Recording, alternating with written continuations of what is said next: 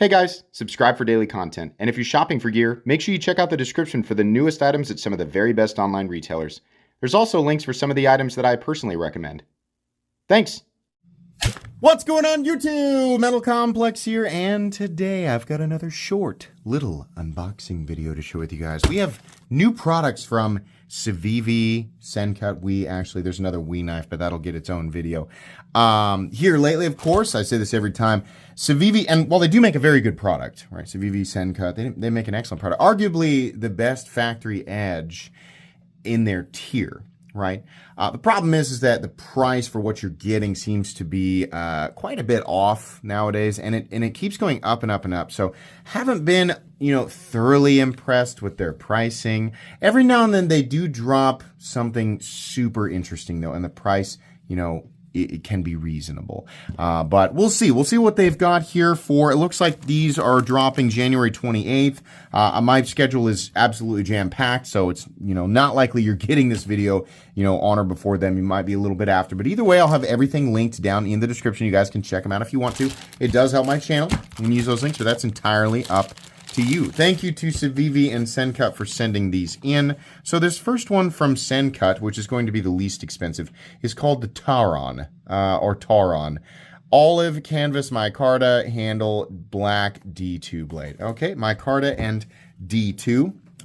We'll see what the price is. They have the little sheet here. I like to look at the knife first, judge it before I look at the price tag. So first off, the Sencut, does it say Tauron, okay.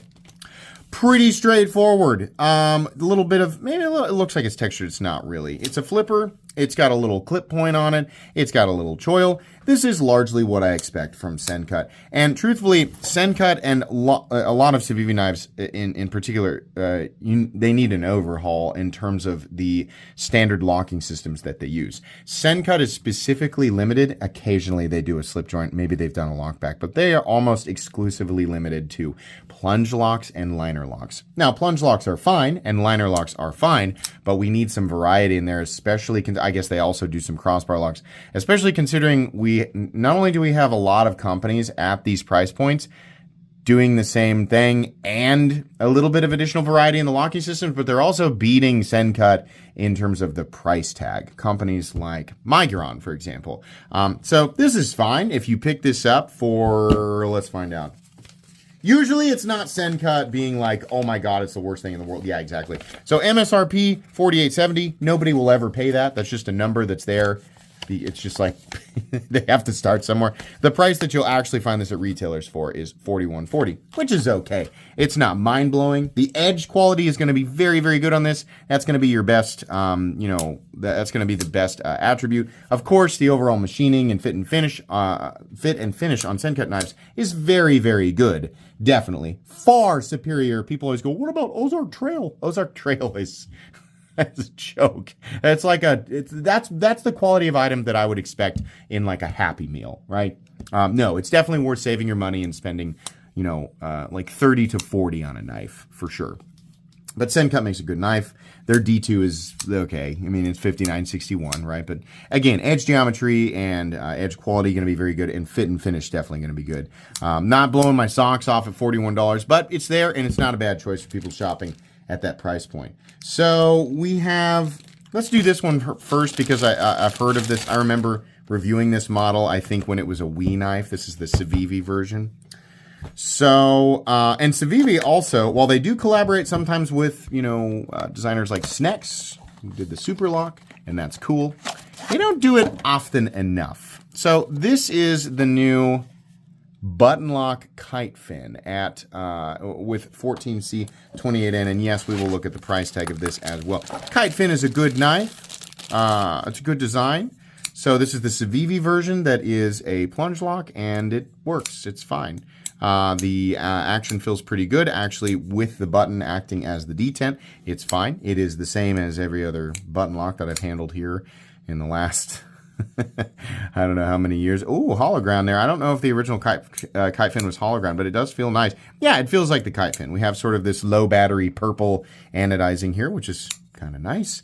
Nice and slicey, good EDC profile, nice balance, all of that. Exactly what you would expect from Civivi. Now, here's the main thing here. We have to look at the price tag because this is where, Civivi is where their crazy price points are starting to, rear their heads.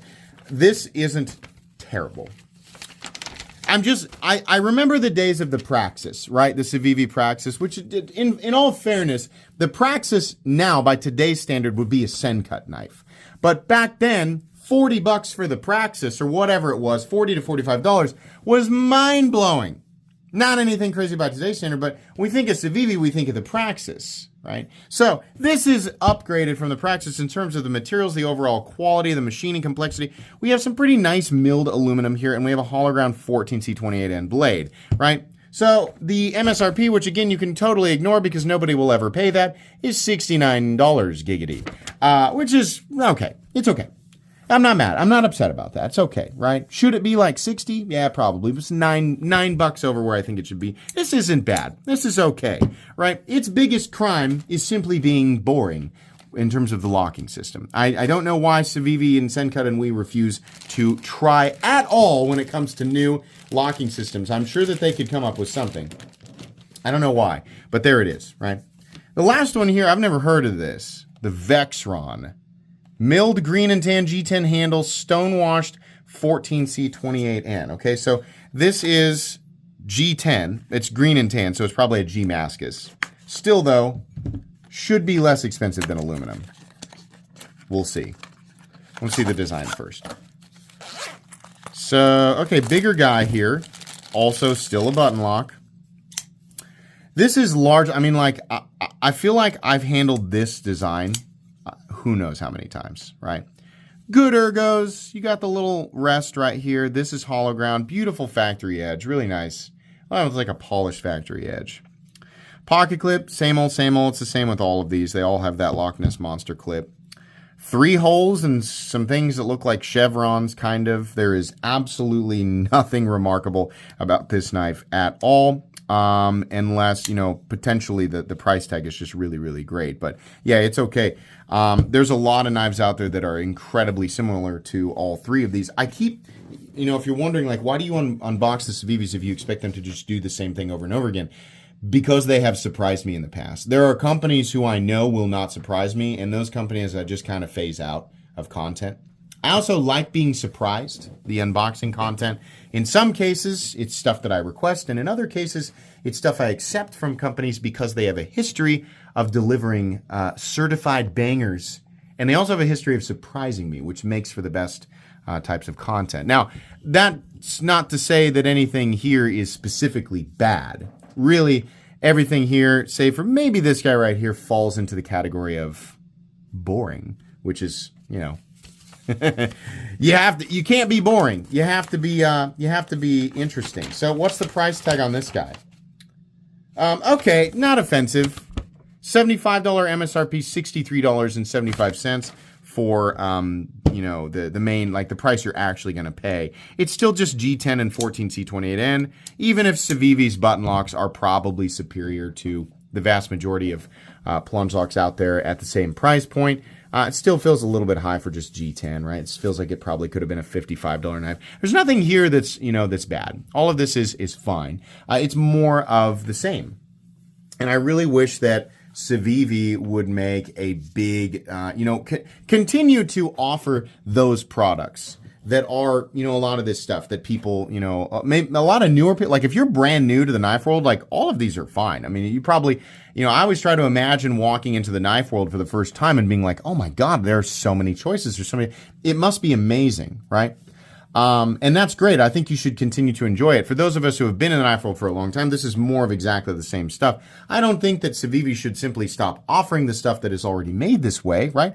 Keep your, the models that you have that you offer with the crossbar lock and the button lock and your slip joints and liner locks and all that stuff, like that's fine, right? But as we move forward, if your prices are going to inevitably increase, which, companies don't usually go, all right, you win, and then reduce it, but they don't. Usually things sit at retailers forever and ever and ever, and then eventually go on sale. That's what happens. But with newer stuff, if that's what it's going to be, at least entertain us with new, interesting locking systems. Every company out there, all the smart ones, and usually all the really smart ones, are developing different locking systems, new ambidextrous systems, new ways that they lock up or new ways that they sort of manipulate. We have seen Civivi do this before with some interesting models. They've done a couple of morphing knives, and they've shown that they're capable of doing it, but their willingness to do it and implement it, in a wide range of products that they offer, we just don't see that very often.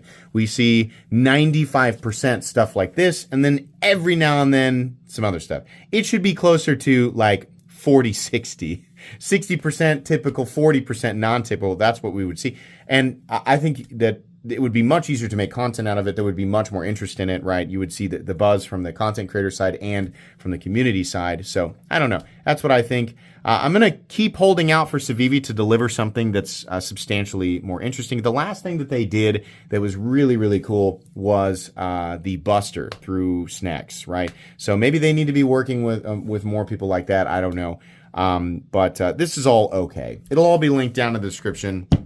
I don't know that any of this one and this one, all three of these will end up as giveaway items, by the way, but this one and this one, there's no reason to do reviews on them. The Kitefin, I might explore it. It's a cool, the Kitefin is it's a good design.